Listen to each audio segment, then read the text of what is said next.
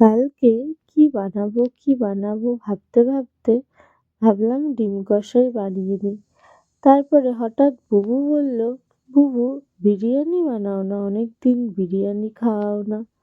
আমি তারপরে ভাবলাম যে ডিম কেটেছি এই দিয়েই তাহলে বানিয়ে দিই।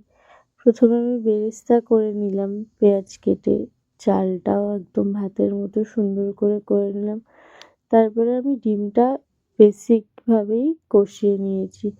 নুন, তারপরে আদা রসুন বাটা, টমেটো দিয়ে লাল করে দিয়ে একদম ভেজেছি, লাল করে কষিয়ে নিয়েছি।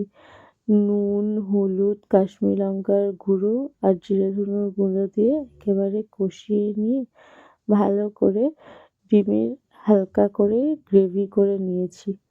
তারপরে আমি বিরিয়ানির চালে লেয়ারিং লেয়ারিং করে করি, নিচে একদম বেসে যাতে ভাতগুলো না আটকে যায় একটু তেজপাতা ছড়িয়ে দিই। তারপরে কেশরের যে জলটা ছিল তাতে আমি আতর আর গোলাপ জল, কেওড়া জল মিশিয়ে নিয়েছি একসাথেই।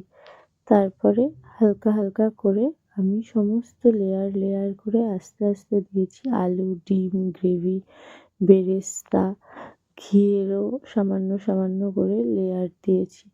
আর লাস্টে একদম উপরে আমি অল্প, খুবই সামান্য একটু বিরিয়ানি মশলা দিয়েছিলাম। আর এই যে প্রত্যেকটা লেয়ার এমনভাবেই করেছি যাতে প্রত্যেকটা লেয়ারে আমি এই যে কেওড়ার জল, এই কেশরের জলটা একেবারে দিতে পারি। শুধু কেশরের সাথে আমি খুব সামান্য ফুড কালারও ইউজ করেছিলাম। তারপরে দমে বসিয়ে দিয়েছিলাম। দমে আমি 15 মিনিট রেখেছিলাম। তারপর করে একদম গরম গরম সেটা সার্ভ করে দিয়ে দিয়েছিলাম বুবুকে।